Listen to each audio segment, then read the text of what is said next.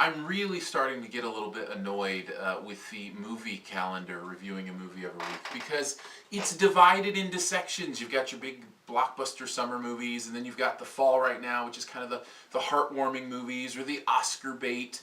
Then you go to the holidays, and the big movies come back with the big names and the big stories, and then the spring, it's just crickets. And, you know, sometimes during the spring or the fall, I want to see stuff blow up, you know? Or maybe I want to see a heartwarming film in June.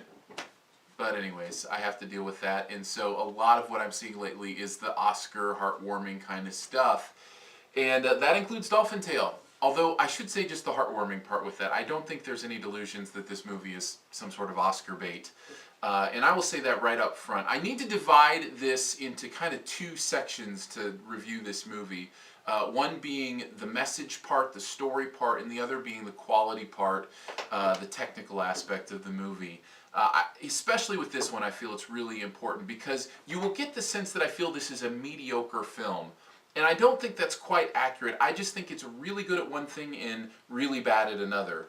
It is, as far as the message goes in the heartwarming part, it was a very touching story, and a true story of this dolphin who has to have their tail amputated, and the way that the recovery of that dolphin affects the people around that story, both the families that are intimately involved in that story, and even beyond that, the community and people in general. And really, one of the most touching parts of this movie is how it impacts the disabled community. And I bought in. I bought into the story and was touched emotionally and felt like the movie did a great job.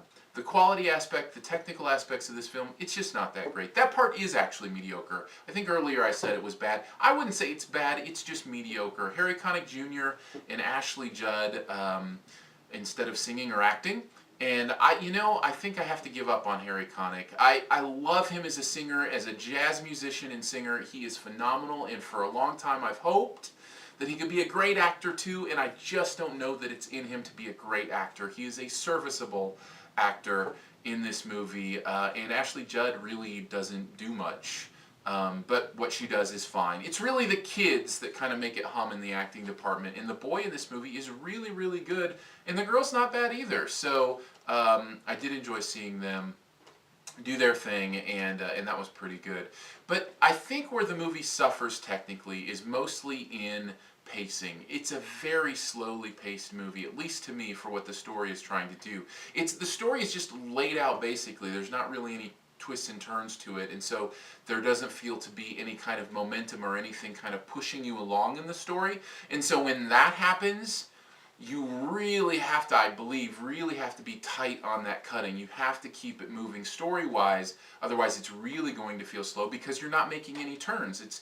You can see the horizon so far away, you know exactly what's going on, so you better get there fast. And it doesn't. It's too slow and probably could have been about 20 minutes shorter to really make maximum impact. So to sum it up, it's probably one you may want to see with the family on DVD later down the road. But as far as seeing it in theaters, seeing it on the big screen, I don't know that it's worth your time.